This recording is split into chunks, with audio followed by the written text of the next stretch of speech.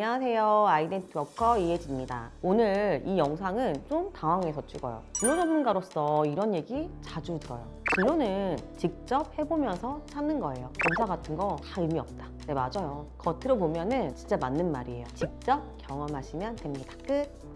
근데 세상 일을 다 경험해 볼 수 있나요? 직업 몇 개인지 아세요? 1만 2천 개가 넘어요. 나이 30이신데 그럼 지금까지 경험한 직무 몇 개세요? 대부분 많아도 10개 이하일걸요? 그마저도 비슷한 카테고리일 게 뻔해요.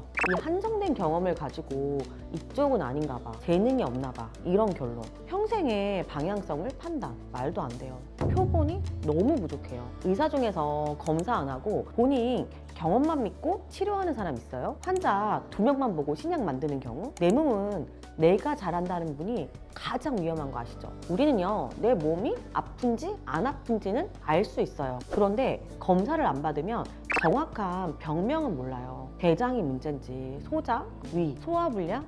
예전에 장염이었으니까 비슷하게 배가 아프면 장염일까요? 아니에요. 진단을 다시 받아봐야 알 수 있는 거예요. 인간은 본인에 대해서 가장 무지예요. 그래서 병을 키운다 하죠. 진로도 마찬가지입니다. 경험만으로 진로를 찾으면 10년, 20년을 돌아갈 수밖에 없는지 3가지 뇌과학으로 설명해 드릴게요. 첫 번째, 자기 인식 오류. 하버드 대학교 연구를 보면 강점, 적성, 성향을 스스로 가장 부정확하게 예측한다고 해요. 우리 흔히 내면을 깊게 들여다보는 성찰만으로 재능을 찾을 수 있다고 믿지만 여러 연구에서는 그렇지 않다는 거예요. 오히려 나의 눈은 나를 보는데 가장 부정확한 도구다라고 경고까지 해요. 예를 들어 남들이 고통스러워하는 복잡한 데이터 처리를 본인은 숨쉬듯 쉬워요. 그러면 어떻게 생각하냐면 이거 누구나 하는 거 아니야? 라고 하찮게 치부해버리는 거죠. 또 많은 분들이 너무 중요해요. 내가 실제로 잘하는 거와 사회에서 인정받는 거, 남들이 멋있게 보이는 거를 더 내 재능이라고 믿고 싶어 하는 거예요. 그러다 보니까 내가 원하는 그 선망하는 모습을 내 재능이라고 착각해 버리는 거예요. 연봉이 높은 직업이나 타이틀이 좋아 보이는 것을 무의식적으로 선택하는 거죠. 이 함정에 빠지면요, 내가 잘하는 건 한없이 사소하게 보이고 나에게 맞지 않는 길은 끝까지 붙잡게 돼요. 자기 자신을 정확하게 보지 못한 상태에서 쌓은 경험은 잘못된 선택을 반복하게 만듭니다. 두 번째 이유는요, 경험 편향이에요. 우리는 내가 겪어본 게 진실이라고 믿어요. 근데 솔직히 말해서 경험이라는 건 랜덤 뽑기 같아요. 내가 어떤 상사를 만났는지, 어떤 팀에 걸렸는지, 그때 내 멘탈이 어땠는지가 다 섞여 있어요. 예를 들어 연애할 때 이상한 인간에게 데이고 나면 나는 혼자 살아야 운명인가 보다. 독재적인 상사를 만나서 지옥을 맛본 사람이라면 나는 조직 생활은 체질이 아니구나. 근데 조직이 안 맞는 게 아니라 그 상사가 최악일 수 있었던 거예요. 한 사람을 잘못 만나는데 평생 나는 프리랜서 할 거다라고 결심하는 거. 어때요? 너무 바보 같죠? 세 번째, 자기 강점으로 스스로 평가하지 못한다. 캘리포니아 UC 계열 대학교 연구에서 학생과 직장인에게 당신의 강점을 직접 적어보세요라고 한 뒤 그 결과를 전문가와 분석해서 비교한 적이 있어요. 결과는 어땠을까요? 정확도가 37%. 평균 이하인 거죠. 그리고 나는 재능이 없는 것 같다라고 말한 사람도 많아요. 이게 문제가 뭐냐면 찾아보려는 시도 자체를 안 하다 보니까 재능이 죽어버립니다. 재밌는 사실은 고재능자일수록 진로를 혼자 결정하지 않는다는 거예요. 오히려 똑똑하니까 독단으로 결정할 것 같잖아요. 그런데 그것에 대한 부작용까지 눈치채고 알고 있는 거죠. 그래서 이분들은 자신의 경험만 믿기보다는 전문가나 외부 시스템의 도움을 받아서 방향을 설정해요. 세계의 부자들이 자녀 교육에서 가장 아끼지 않고 투자하는 게 바로 적성 찾기입니다. 그런데 우리나라는 이런 부분이 많이 아쉬워요.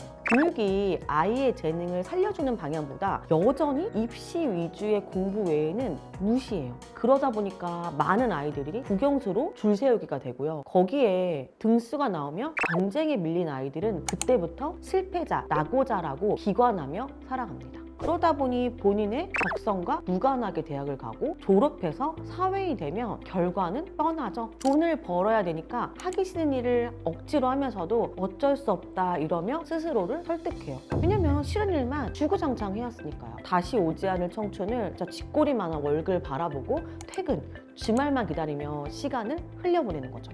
그래서 진짜 중요한 건 내가 뭘 잘하는 사람인가? 저는 본질적으로 이 문제를 해결하기 위해서 저만의 성인 진로 컨설팅을 만들었어요. 다른 어떤 곳에도 경험할 수 없는 특별한 이유를 직접 설명해 드릴게요. 결국 성인이 되어서도 혼자 적성을 찾아보겠다라고 하는 거는 수많은 연구와 과학과 싸우겠다는 것 같아요. 평범한 진로 서비스를 받아본 분은 이렇게 말해요. MBTI 재미로 보는 거죠.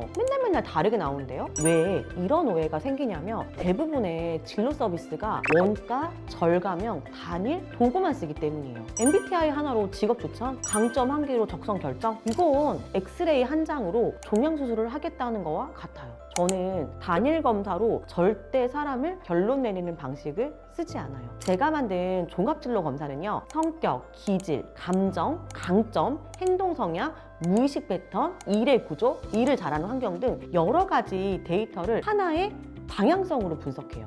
많이 검사하는 게 중요한 게 아니에요. 임상 경험을 토대로 각 사람에게 일관된 것을 해석하는 그 기술이 핵심이에요. 이건 다른 곳에서는 사실상 불가능합니다. 이런 공부를 한다고 해서 찾을 수가 없어요. 저는 10년간 4,000명을 상담한 실력이 있어요. 그래서 이 상담 한 번으로 10년 헤맨 진로가 정리되는 이유이기도 해요. 대부분의 검사 기관에서는요, 검사 결과를 줄줄 읽어요. 그리고 자기계발서에서 들을 법한 보편적으로 있어 보이는 얘기들만 줄줄 늘어놔요. 그러니까 답이 안 나오는 거예요. 왜? 본인이 아무것도 해보지 않았으니까.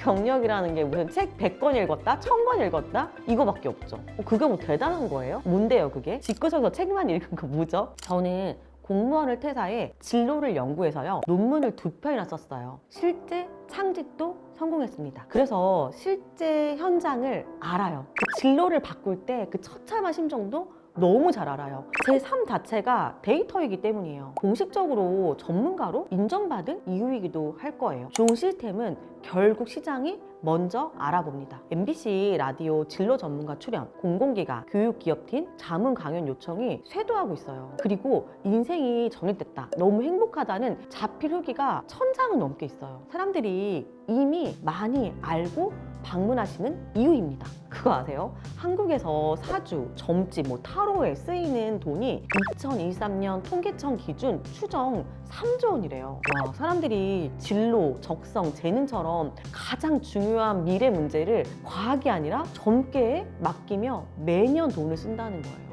그리고 정작 자기 재능을 정확하게 분석해준다는 과학적 진로 시스템은 망설여요. 이게 한국의 현실입니다. 이걸 깨달은 사람은 정말 극소수일 거예요. 제가 상담하면서 느낀 건요. 잘 되는 사람들은 절대 인생은 운에 맡기지 않아요. 그들은 항상 다른 선택을 해요. 똑똑하고 논리적인 선택.